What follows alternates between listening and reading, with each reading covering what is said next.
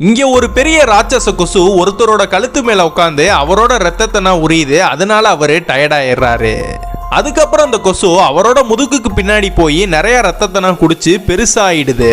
அதனால அவரும் டயர்ட் ஆகி கீழே விழுந்துடுறாரு. அந்த கொசுவும் நசுங்கி செத்து போயிடுது. அதுக்கப்புறம் அடுத்த நாள் அவருடைய முதுக பார்த்தா பயங்கரமா வீங்கி இருக்கு. ஆனா அவர் அதை கூட கண்டுக்காம அந்த சட்டையை எடுத்து போட்டுக்கிறாரு. அதுக்கப்புறம் இவங்க எல்லாரும் தொடர்ந்து அந்த இடத்தை எக்ஸ்ப்ளோர் பண்ணி போயிட்டு இருக்காங்க. இவங்க போயிட்டு இருக்கும் போதே திடீர்னு டைம் டிராவல் பண்ணி வேற ஒரு இடத்துக்கு போயிடுறாங்க. அங்க குரங்கு மனிதர்கள்லாம் இருக்கிறனால அவங்கள்ட்ட இருந்து தப்பிக்க போய் ஒரு மண் குழியில மாட்டிக்கிறாங்க. அந்த இடத்துல பார்த்தா நிறைய மரத்தோட விழுதுகள்லாம் அவங்கள தூக்கி ஊஞ்சல் மாதிரி ஆட்டிக்கிட்டு இருக்கு. அப்பன்னு பார்த்தா அங்க ஒரு மிகப்பெரிய டைனோசர் இவங்க எல்லாரையும் கடிக்கிறதுக்காக வெயிட் பண்ணிட்டு இருக்கு.